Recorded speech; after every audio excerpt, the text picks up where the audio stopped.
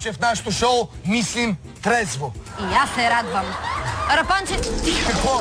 Рапанче, къде се изтропа? Мария, както виждате, това направи. Дайте така, не е толкова лошо кучето сега. Случва се. Не, бърка се. Не е толкова лошо, защото още не е започнал да лае. Иначе ще заприлича на... Това го знаеш всяко лапе по BTV. Формата на кой домакински съд имат чинелите? Тихо, някой подсказва? Така като го слушам, май някой гладен за знания.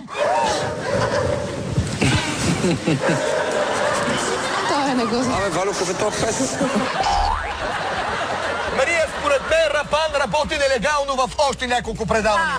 На хонорар. Рапан е единствен и е винаги с мен. Ако види какви неща се случват във вечерното шоу на Азис, по TV2 веднага бих хукнал натам. Да ти кажа аз. Колко толкова?